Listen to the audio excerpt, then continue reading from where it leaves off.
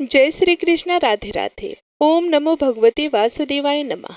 आज हम बात करेंगे साल 2024 में पापाकुंसा एकादशी व्रत की तिथि क्या है, पूजा का शुभ मुहूर्त क्या रहेगा और साथ ही जानेंगे व्रत का पालना कितने बजे, कैसे और क्या खाकर करना शुभ होगा। इसलिए वीडियो के साथ अंत तक बने रहें। प्रिय दर्शकों, पांचांग के अनुसार अश्विन माह के शुक्ल पक्ष की एकादशी को पापाकुंसा एकादशी कहा जाता है। इस दिन भगवान विष्णु के पद्म नाम स्वरूप की पूजा की जाती है। मित्रों, पापाकुंसा एकादशी के दिन श्री हरि विष्णु जी के निमित्त व्रत रखकर अगले दिन द्वादशी को व्रत का पालना किया जाता है। एकादशी को पूरा दिन निराहार निर्जल रहकर भगवान विष्णु का पूजन करना चाहिए। प्रिय भक्तों, मान्यता है कि पापाकुंसा एकादशी के दिन व्रत करने और भगवान विष्णु का पूजन करने से अश्वमेघ यज्ञ कराने के समान फल की प्राप्ति होती है और जाने अनजाने हुए समस्त पापों का नाश होता है। शास्त्रों में यह भी मान्यता है कि यदि आप कोई भी व्रत उपवास करते हैं तो उसे पूरी विधि विधान और नियमों का पालन करते हुए करना चाहिए और व्रत के अगले दिन शुभ मुहूर्त में व्रत का पालना अवश्य करना चाहिए। इससे व्रत करने वाले जातक को व्रत का पूर्ण फल प्राप्त होता है। तो आइए जानते हैं साल 2024 में पापाकुंसा एकादशी व्रत की तिथि क्या है, पूजा का शुभ मुहूर्त क्या है। पूजा का शुभ मुहूर्त, व्रत का पालना कब, कितने बजे, कैसे और क्या खाकर करना शुभ होगा, आइए जान लेते हैं। दोस्तों, जिन लोगों ने पापाकुंसा एकादशी का व्रत आज के दिन रखा है उनको व्रत का पालना भी शुभ मुहूर्त में करना चाहिए। आइए अब जान लेते हैं कि व्रत खोलने का सही समय क्या रहेगा। दोस्तों, एकादशी के व्रत में पारण का विशेष महत्व होता है। व्रत खोलने को पारण कहा जाता है, जिसके बाद ये व्रत पूर्ण माना जाता है। साल 2024 में पापाकुंसा एकादशी के व्रत का पालना अर्थात व्रत खोलने का सही समय अगले दिन द्वादशी तिथि को 15 अक्टूबर की सुबह 6:20 से सुबह 8:40 तक रहेगा। पारण के दिन द्वादशी सूर्योदय से पहले समाप्त हो जाएगी। आइए अब जान लेते हैं कि व्रत क्या खाकर खोलना उत्तम रहेगा। अब प्रश्न ये उठता है कि पापाकुंसा एकादशी व्रत का पालना कैसे और क्या खाकर करना शुभ होता है। तो देखिए, एकादशी व्रत का पालना द्वादशी तिथि को सूर्योदय के बाद ही किया जाता है।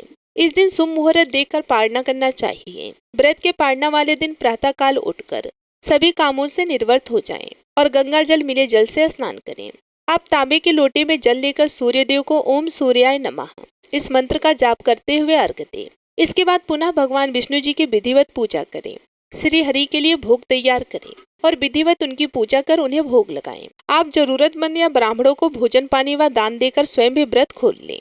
एकादशी व्रत में भोग लगाए प्रसाद, पंचामृत या तुलसी के पत्ते को मुंह में रख करके व्रत खोलना चाहिए। आंवला खाकर एकादशी का व्रत खोलने पर आरोग्य की प्राप्ति होती है। वहीं द्वादशी को चावल खाकर व्रत का पालन करने से मोक्ष की प्राप्ति होती है। अब जान लेते हैं व्रत कब खोलें, एकादशी या द्वादशी को। शास्त्रों के अनुसार एकादशी व्रत का पारण या व्रत खोलने की विधि द्वादशी तिथि में की जाती है। हालांकि एकादशी व्रत का दान आप एकादशी या द्वादशी दोनों ही तिथियों में कर सकते हैं, लेकिन व्रत द्वादशी के दिन ही खोला जाता है। ध्यान रखिए कि द्वादशी तिथि की पहली 1/4 अवधि को हरिवासर कहा जाता है। हरिवासर के दौरान एकादशी का पालना करना अशुभ माना जाता है। प्रिय भक्तों, कहा जाता है कि द्वादशी के दिन पालना करने से पहले या पालना करने के बाद आपको तुलसी माता की कथा जरूर सुननी चाहिए। आइए अब आप सभी लोग सुनेंगे तुलसी माता की कथा। एक बार एक गांव में एक बुजुर्ग महिला रहा करती थी। वह बहुत ही पूजा पाठ किया करती थी। वह रोज तुलसी माँ की पूजा करती थी। वह बुजुर्ग महिला रोज तुलसी माता से कहती कि हे तुलसी माँ, तुम मुझे बहू दो, पीताम्बर की धोती दो, मीठा मीठा ग्रास दो, बैकुंठ में वास दो, चटक की चाल दो, पटक की मौत दो, चंदन का काठ दो, रानी सा काज दो, दाल भात का भोजन दो, 11 की मौत दो और कृष्ण जी का कंधा दो। वह बुजुर्ग महिला हर महीने में तुलसी माता की रोज पूजा करती और उनके विरले को रोज सींचती। तुलसी माता बुजुर्ग महिला की बात सुनकर धीरे धीरे सूखने लगी। तभी भगवान श्री कृष्ण जी ने देखा कि तुलसी माता सूख रही हैं और तभी एक दिन भगवान श्री कृष्ण तुलसी माता जी के पास प्रकट हुए और भगवान श्री कृष्ण जी ने तुलसी माता से पूछा कि तुम क्यों सूख रही हो? सभी महिलाएं तुम्हारी पूजा करती हैं और तुमको रोज सींचती हैं, लेकिन फिर भी तुम सूखती जा रही हो, इसका कारण क्या है? जिसके बाद तुलसी माता ने भगवान श्री कृष्ण जी से कहा कि हे प्रभु, एक बुजुर्ग महिला मेरे पास रोज आती है और रोज एक ही बात बोलती है।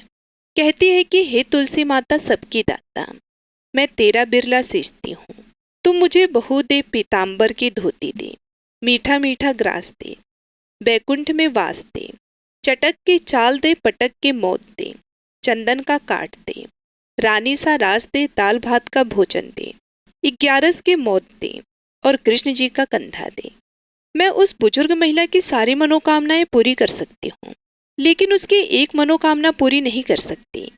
मैं कृष्ण जी का कंधा कहाँ से दूंगी? भगवान श्री कृष्ण जी तुलसी माता की बात सुनकर जोर जोर से हंसने लगे और फिर भगवान श्री कृष्ण जी ने तुलसी माता जी से कहा कि तुम चिंता मत करो, जब ये बुजुर्ग महिला की मृत्यु होगी तब मौके पर मैं उसको कंधा दे दूंगा। अब सुबह जब वह पूजा करने आए तब कह देना कि सब कुछ तुम्हें मिल जाएगा। कुछ दिनों बाद वह वृद्ध महिला ठोकर खाकर रास्ते में गिरकर मर गई। पूरे गांव के सभी लोग आए और उस महिला को सभी लोग धर्मात्मा मानते थे। उसको तुलसी जी की डोकरी कहते थे। उसके परिवार में कोई भी नहीं था, इसलिए गांव वाले ने ही उसके अंतिम संस्कार करने की योजना बनाई और उसे नहलाकर जब बैकुंठी पर बिठाने के लिए उसे उठाने लगे तो उसका मृत शरीर इतना भारी हो गया था कि उसे कोई उठा ही नहीं पाया। यह सब देखकर वहां के सभी लोग तरह तरह की बातें करने लगे और कहने लगे कि यह इतना पूजा पाठ करती थी, हर समय माला फेरती थी, इसलिए यह इतनी भारी हो गई है। वे पूरे गांव में चर्चा होने लगी कि डोकरी माई कोई भक्ति नहीं करती थी, यह छल कपट करती थी। हम जिसे धर्मात्मा समझते थे वह पापी है जो कि किसी से भी नहीं उठ पा रही है। यह इसके कर्मों की सजा है।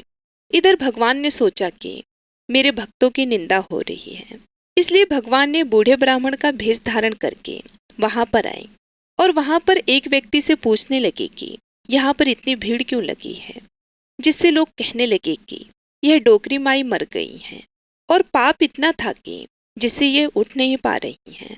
सब उठा उठा कर थक गए। तब ब्राह्मण ने कहा कि मुझे एक बात डोकरी के कानों में कहने दो, फिर वे देखो कैसे उठती हैं। तो सभी लोगों ने कहा कि आप भी प्रयास करके देख लीजिए। तब भगवान ने उस वृद्ध महिला के कानों में कहा कि हे डोकरी माई, देखो मैं आ गया हूँ। और जो डोकरी पूजा करते समय शब्द कहती थी वह शब्द उसके कानों में कहने लगे, तू बिड़ला सेज, तेरा मैं करूँ निस्तारा, मेरा डोकरी माई बहू ले, बेटी ले पोता ले, लड्डू ले पीताम्बर की धोती ले, गहना ले घी का घड़ा ले, मीठा मीठा खीर और पूड़ी ले, दाल भात का भोजन ले, धन दौलत ले, बेटा पोता को ले, काम ले, तुलसी को पताका ले, मुंह में गंगा जल ले, 11 के दिन ले, चंदन को दाग ले, श्री कृष्ण जी का कंधा ले। इतना सुनते ही डोकरी हल्की हो गई। भगवान ने बोला आओ और उसको उठाओ। भगवान ने हाथ लगाया और डोकरी उठ गई। सबको बड़ा ही आश्चर्य हुआ। उसे खूब धूमधाम से ले जाया गया। भगवान उसे अपने कंधे पर ले गए। पूरे गांव में इसकी चर्चा होने लगी, जिससे उसको मुक्ति मिल गई और वह बैकुंठ में चली गई। सभी लोग देखते रहे। सभी लोगों ने देखा कि शमशान घाट तक तो ब्राह्मण साथ ही आया था, लेकिन अब वह दिखाई नहीं दे रहा। इससे लोगों को समझ में आ गया कि वो कोई और नहीं, स्वयं भगवान बूढ़े ब्राह्मण के रूप में आए थे। बोलिए श्री राधा कृष्ण भगवान की जय। बोलिए श्री तुलसी शालिग्राम जी की जय। आइए अब तुलसी माता की दूसरी कथा को सुनते हैं। इस कथा को सुनने से ही एकादशी के व्रत का संपूर्ण फल मिल जाता है। तो आइए प्रसन्नचित मन से इस कथा को सुनते हैं। एक कथा के अनुसार एक कुटुंब में ननद तथा भाभी साथ रहती थी। ननद का विवाह अभी नहीं हुआ था। वे तुलसी के पौधे की बहुत सेवा करती थी, लेकिन उसकी भाभी को यह सब बिल्कुल भी पसंद नहीं था। जब कभी उसकी भाभी को अत्यधिक क्रोध आता तब वह उसे ताना देते हुए कहती कि जब तुम्हारा विवाह होगा तो मैं तुलसी ही बारातियों को खाने में दूंगी और तुम्हारे दहेज में भी तुलसी ही दूंगी। कुछ समय बीत जाने पर ननद का विवाह पक्का हुआ। विवाह के दिन भाभी ने अपनी कथनी के अनुसार बारातियों के सामने तुलसी का गमला फोड़ दिया और खाने के लिए कहा। तुलसी की कृपा से वह फूटा हुआ गमला अनेकों स्वादिष्ट पकवानों में बदल गया। भाभी ने गहनों के नाम पर तुलसी की मंजरी से बने गहने पहना दिए। वह भी सुंदर सोने जवाहरात में बदल गए। भाभी ने वस्त्रों के स्थान पर तुलसी का जनेऊ रख दिया। वह रेशमी तथा सुंदर वस्त्रों में बदल गया। नंद के ससुराल में उसके दहेज की बहुत प्रशंसा की गई। यह बात भाभी के कानों तक भी पहुंची। उसे बड़ा ही आश्चर्य हुआ। उसे अब तुलसी माता की पूजा का महत्व समझ आया। भाभी की एक लड़की थी। वह अपने लड़की से कहने लगी कि तुम भी तुलसी की सेवा किया करो, तुम्हें भी बुआ की तरह फल मिलेगा।